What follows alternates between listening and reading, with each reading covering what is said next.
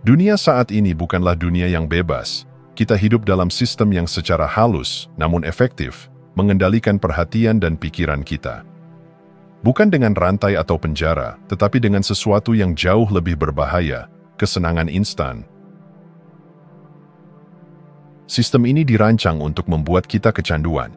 Setiap kali kita menggulir layar ponsel, menonton video pendek tanpa henti, atau menunggu notifikasi berbunyi, ada sesuatu yang terjadi dalam otak kita.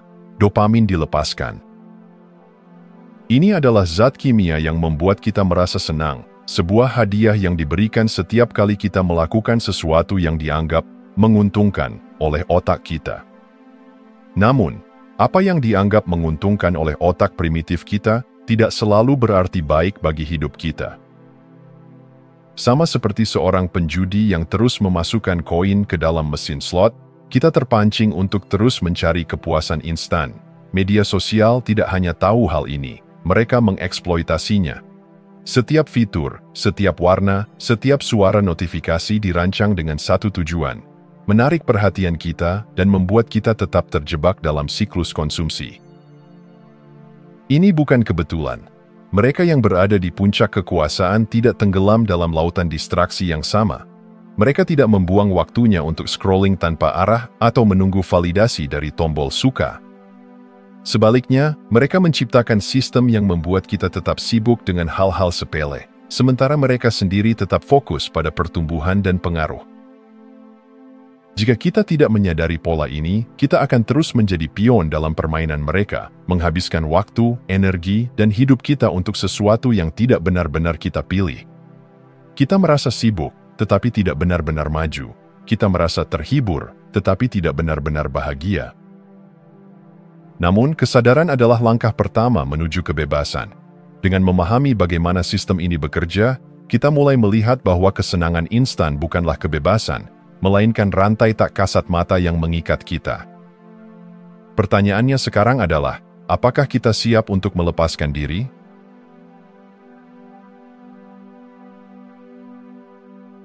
Perang terbesar di zaman ini tidak melibatkan senjata, tank, atau peluru. Tidak ada darah yang tertumpah, tidak ada bom yang meledak. Namun, jutaan orang kalah setiap hari. Ini adalah perang yang tidak terlihat, perang yang terjadi di dalam pikiran kita. Musuhnya bukanlah bangsa lain atau pasukan bersenjata, melainkan sistem yang dirancang untuk mencuri perhatian, menghancurkan fokus, dan membuat kita lupa siapa diri kita sebenarnya. Senjata mereka bukan baja atau mesiu, melainkan dopamin, zat kecil dalam otak kita yang memberi rasa senang setiap kali kita terjebak dalam distraksi. Setiap kali kita menggulir layar tanpa sadar, setiap kali kita mengecek ponsel tanpa alasan jelas, setiap kali kita menunda sesuatu yang penting demi hiburan sekejap, kita kehilangan sedikit kendali atas diri kita sendiri. Kita tidak sadar bahwa kebiasaan ini bukan sekadar kebiasaan, melainkan hasil dari rekayasa yang telah dipelajari, diuji, dan dioptimalkan oleh para insinyur teknologi dan pemasar yang memahami otak kita lebih baik daripada kita sendiri. Apakah pernah terpikir mengapa sulit sekali berhenti menonton satu episode serial setelah selesai? Mengapa begitu sulit menolak dorongan untuk mengecek notifikasi? Itu bukan karena kita lemah, melainkan karena sistem ini memang dibuat agar kita terus terjebak di dalamnya. Kita tidak hanya pengguna, kita adalah produk. Semakin kita menyerah pada pola ini, semakin otak kita terprogram untuk mencari kesenangan instan dan menghindari tantangan. Lambat laun, kita kehilangan kapasitas untuk berpikir mendalam, untuk merasa puas dengan usaha jangka panjang, untuk benar-benar hadir dalam kehidupan nyata. Kita menjadi budak tanpa rantai, dibelenggu bukan oleh kekuatan luar, tetapi oleh ketidakmampuan kita sendiri untuk melepaskan diri dari perangkap yang telah dirancang untuk kita. Tetapi perang ini belum selesai. Kita masih memiliki pilihan. Kesadaran adalah langkah pertama untuk merebut kembali kendali.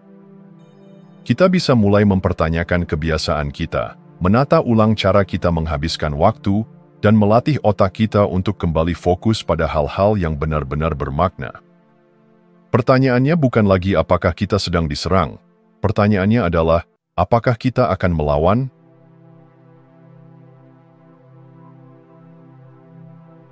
Kita hidup di zaman di mana segalanya terasa gratis. Media sosial tidak meminta biaya, aplikasi hiburan bisa diakses tanpa langganan, bahkan berita dan informasi bisa kita peroleh dalam hitungan detik tanpa perlu membayar sepeser pun. Tapi apakah benar-benar gratis? Tidak. Kita membayarnya dengan sesuatu yang jauh lebih berharga dari uang, perhatian, dan waktu kita. Di balik layar, perusahaan raksasa seperti Meta, Google, dan Apple tidak menjual produk kepada kita, merekalah yang menjadikan kita produk. Setiap klik, setiap detik yang kita habiskan di platform mereka, setiap interaksi kita direkam, dianalisis, dan dijual kepada pengiklan yang siap membayar mahal demi satu hal, mempengaruhi kita. Sistem ini tidak netral. Ia tidak sekadar memberi kita apa yang kita butuhkan, tetapi membentuk apa yang kita inginkan. Algoritma yang mengendalikan media sosial tidak bertujuan untuk memberi kita informasi terbaik, tetapi untuk memastikan kita terus berada dalam lingkaran konsumsi. Berita yang kita baca, video yang kita tonton, rekomendasi yang kita terima, semua disusun agar kita tetap terpaku pada layar, agar kita terus memberi mereka apa yang mereka inginkan, perhatian kita. Semakin lama kita terpaku pada distraksi ini, semakin kita kehilangan kendali atas diri sendiri. Kita berpikir bahwa kita membuat pilihan, tetapi sesungguhnya pilihan itu telah dipilihkan untuk kita. Kita merasa sedang menikmati hiburan, padahal kita sedang dikondisikan untuk terus bergantung. Dan inilah ironi terbesar dari era digital. Kita merasa bebas, padahal kita dikendalikan. Kita merasa menjadi pelanggan, padahal kita adalah produk. Tetapi kesadaran adalah langkah pertama menuju kebebasan. Jika kita memahami bahwa waktu dan perhatian kita adalah mata uang paling berharga di era ini, kita bisa mulai menggunakannya dengan lebih bijak. Kita bisa mulai bertanya, apakah ini benar-benar saya yang memilih, ataukah saya sedang diarahkan? Apakah saya sedang menikmati hidup, ataukah saya sedang dieksploitasi? Karena jika kita tidak sadar akan permainan ini, maka kita akan terus menjadi bagian dari sistem yang tidak pernah menginginkan kita bebas.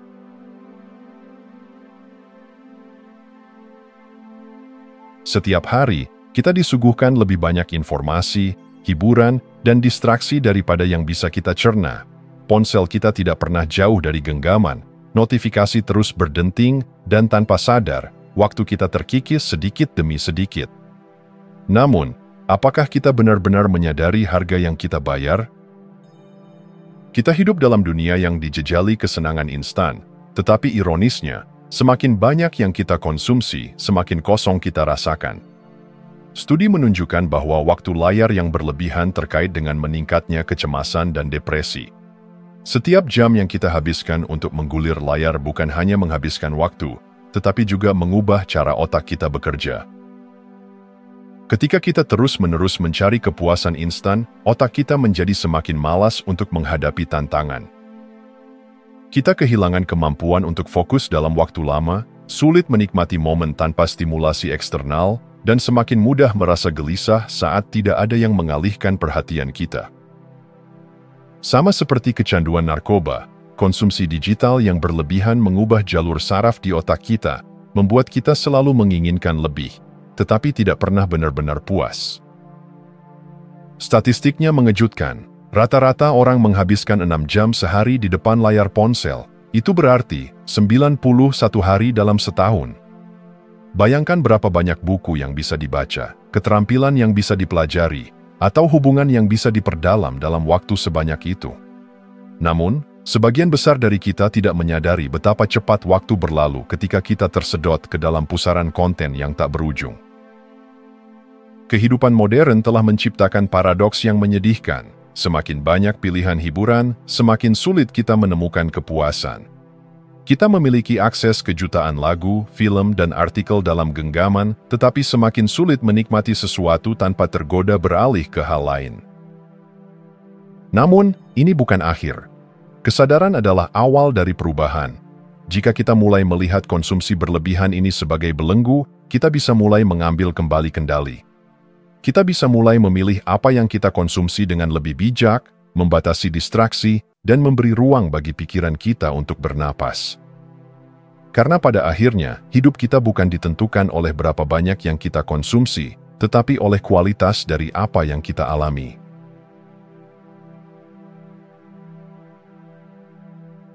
Dunia modern telah menciptakan jebakan yang sempurna, kesenangan instan dalam genggaman, hiburan tanpa henti, dan distraksi yang selalu siap mengalihkan perhatian kita dari hal-hal yang benar-benar penting. Kita telah lama terjebak dalam sistem ini, tetapi itu tidak berarti kita harus tetap berada di dalamnya. Kebebasan sejati bukanlah sekadar melakukan apa yang kita inginkan, tetapi memiliki kendali penuh atas diri sendiri. Dan untuk meraihnya, kita harus mulai dengan melepaskan diri dari candu yang telah mengikat kita begitu lama. Langkah pertama adalah menyadari bahwa tidak semua kesenangan diciptakan sama. Ada kesenangan yang hanya bersifat sementara, memberi ledakan dopamin sesaat, tetapi meninggalkan kehampaan setelahnya. Media sosial, binge-watching, junk food, semuanya menawarkan kepuasan instan, tetapi tidak pernah benar-benar memuaskan. Sebaliknya, ada jenis kesenangan yang lebih dalam, yang datang dari usaha dan pencapaian, membaca buku yang menantang, berolahraga hingga tubuh terasa lebih kuat, membangun keterampilan yang membutuhkan ketekunan. Jika kita ingin bebas, kita harus melatih diri untuk menolak godaan yang mudah dan memilih tantangan yang bermakna. Mulailah dengan mengurangi sumber dopamin murahan, batasi penggunaan media sosial, hentikan kebiasaan scrolling tanpa tujuan, dan berhenti mengejar hiburan kosong yang tidak memberi nilai dalam hidup kita. Kemudian, gantilah dengan aktivitas yang membangun. Bangun pagi dan isi hari dengan hal-hal yang membuat kita tumbuh, membaca, belajar, berolahraga, menciptakan sesuatu, latih otak untuk menikmati usaha, bukan hanya hasil instan. Pada awalnya mungkin terasa sulit, seperti melepaskan diri dari candu. Tetapi seiring waktu, kita akan mulai merasakan kepuasan yang lebih dalam, kepuasan yang tidak lagi bergantung pada distraksi eksternal. Membebaskan diri dari sistem ini bukan tentang menjadi anti-teknologi atau menghindari semua bentuk hiburan. Ini tentang mengambil kembali kendali atas bagaimana kita menghabiskan waktu dan energi kita.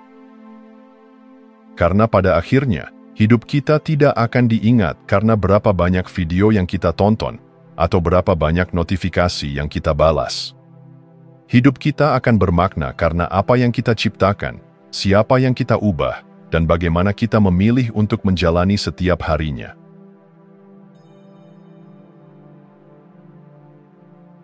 Kita hidup dalam era di mana kesenangan bisa didapat dalam hitungan detik.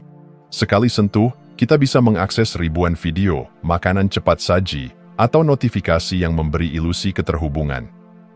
Namun, di balik semua itu, mengapa banyak orang masih merasa hampa? Ini karena kesenangan dan kebahagiaan sejati adalah dua hal yang sangat berbeda. Kesenangan instan bersifat sementara. Ia datang dengan cepat dan menghilang lebih cepat lagi, meninggalkan rasa haus yang tidak pernah benar-benar terpuaskan. Kita menonton satu episode, lalu satu episode lagi. Kita menggulir media sosial, berharap ada sesuatu yang lebih menarik. Kita makan makanan yang manis atau berlemak, mencari kenyamanan sejenak. Tetapi setelah semua itu berlalu, apakah kita benar-benar merasa lebih baik? Inilah yang disebut sebagai hedonic treadmill, sebuah lingkaran tanpa akhir di mana kita terus mengejar kesenangan, tetapi tidak pernah merasa cukup. Setiap kali kita mendapatkan sesuatu yang baru, otak kita beradaptasi dan mulai mencari lebih banyak. Ponsel baru, lebih banyak pengikut, pengalaman yang lebih menarik, tetapi kebahagiaan itu selalu terasa sementara. Sebaliknya, kebahagiaan sejati bukanlah sesuatu yang bisa didapat secara instan. Ia lahir dari makna, pertumbuhan, dan kontribusi. Kita merasa benar-benar puas ketika kita membangun sesuatu, mengatasi tantangan, atau memberikan sesuatu yang berharga kepada orang lain. Kebahagiaan sejati datang dari hubungan yang mendalam, dari perjuangan yang membuahkan hasil, dari rasa bahwa kita berkembang menjadi versi terbaik dari diri kita sendiri. Untuk melepaskan diri dari jebakan kesenangan instan, kita harus belajar menunda kepuasan. Kita harus melatih diri untuk menemukan kebahagiaan dalam proses, bukan hanya dalam hasil akhir. Kita harus mengganti kebiasaan yang memberi kepuasan cepat dengan aktivitas yang membangun dan memberi kepuasan jangka panjang, membaca buku yang menantang, berolahraga dengan disiplin, menciptakan sesuatu yang bernilai.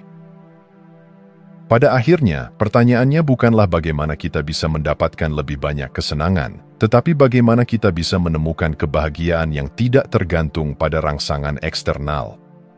Karena kebahagiaan sejati bukanlah tentang berapa banyak yang kita konsumsi, tetapi tentang bagaimana kita hidup dengan penuh makna.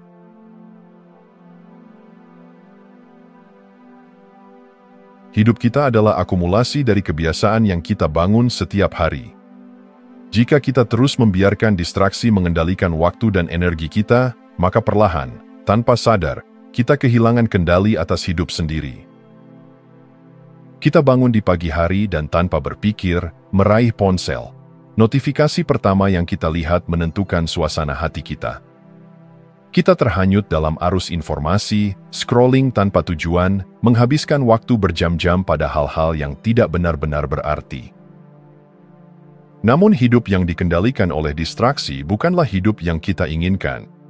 Jika kita ingin merebut kembali kendali, kita harus mulai dengan membangun kebiasaan yang memperkuat fokus dan disiplin. Langkah pertama adalah menyadari bahwa waktu kita adalah sumber daya yang paling berharga. Setiap menit yang kita habiskan pada sesuatu yang tidak berarti adalah menit yang tidak akan pernah kembali. Maka, tanyakan pada diri sendiri, apakah ini yang benar-benar ingin aku lakukan? Apakah ini membawa diriku lebih dekat pada tujuan dan nilai-nilai yang aku yakini? Latih otak untuk menolak distraksi. Kita bisa mulai dengan aturan sederhana, batasi penggunaan media sosial, matikan notifikasi yang tidak penting, dan buat zona bebas teknologi di rumah kita. Biasakan untuk memiliki waktu-waktu khusus di mana kita benar-benar hadir, tanpa layar, tanpa gangguan, hanya dengan diri sendiri atau orang-orang yang kita cintai. Yang tidak kalah penting, kita harus mengganti kebiasaan buruk dengan kebiasaan yang membangun. Gantilah scrolling tanpa henti dengan membaca buku. Gantilah waktu yang dihabiskan untuk hiburan kosong dengan belajar keterampilan baru. Mulailah hari dengan aktivitas yang memberi energi, bukan yang mengurasnya. Dan ingatlah, lingkungan kita menentukan siapa kita. Kelilingi diri dengan orang-orang yang mendukung pertumbuhan, bukan yang hanya menyeret kita kembali ke kebiasaan lama. Cari komunitas yang mendorong kita untuk menjadi lebih baik, yang menginspirasi, bukan yang membuat kita terus terjebak dalam siklus yang sama. Mengambil kembali kendali hidup bukan tentang perubahan besar dalam semalam. Ini tentang keputusan-keputusan kecil yang kita buat setiap hari. Jangan biarkan dunia luar yang menentukan kemana hidup kita akan berjalan. Pilih dengan sadar, bertindak dengan disiplin, dan perlahan, kita akan menemukan kembali diri kita yang sebenarnya.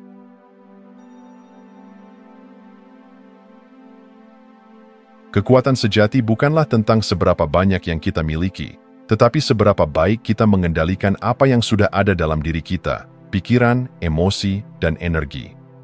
Di dunia yang penuh distraksi ini, kebanyakan orang kehilangan kendali atas dirinya sendiri. Kita mudah terseret oleh notifikasi, berita, dan pendapat orang lain. Kita bereaksi tanpa berpikir, bertindak tanpa kesadaran, dan akhirnya kehabisan energi untuk hal-hal yang benar-benar penting. Tetapi mereka yang memiliki kekuatan sejati tidak hidup seperti ini.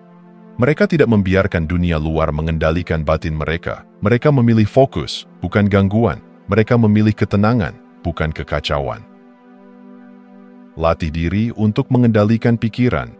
Jangan biarkan perhatian kita dikendalikan oleh apapun yang muncul di layar atau di sekitar kita. Setiap kali kita tergoda untuk mengecek ponsel tanpa alasan, bertanya pada diri sendiri, apakah ini yang benar-benar ingin aku lakukan, ataukah aku hanya bereaksi? Semakin kita melatih kesadaran ini, semakin kita bisa mengarahkan energi kita ke hal-hal yang lebih bermakna. Selain pikiran, kita juga harus menguasai emosi. Hidup tidak akan selalu berjalan sesuai keinginan kita. Akan ada kegagalan, kekecewaan, dan situasi yang tidak bisa kita kendalikan.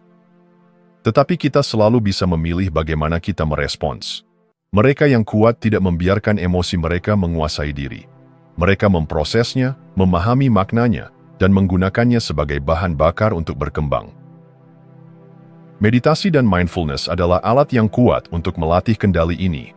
Luangkan waktu setiap hari untuk diam, mengamati pikiran tanpa terhanyut olehnya.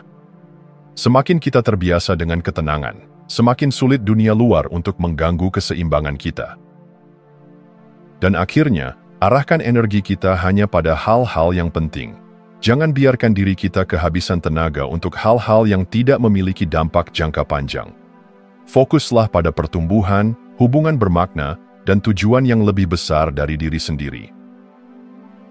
Kekuatan sejati bukanlah tentang mengendalikan dunia luar, tetapi tentang mengendalikan diri sendiri. Saat kita bisa mengarahkan pikiran, emosi, dan energi kita dengan sadar, saat itulah kita benar-benar bebas. Jika Anda masih menonton, saya ingin mengucapkan terima kasih. Jika video ini bermanfaat dan menambah wawasan, silahkan membagikan video ini dengan orang lain. Pertimbangkan juga untuk subscribe di channel ini, karena dukungan Anda akan sangat membantu dan berharga. Jangan ragu untuk berbagi pengalaman atau pemikiran Anda di kolom komentar. Semoga hari-hari Anda selalu dipenuhi dengan kelimpahan dan kebahagiaan.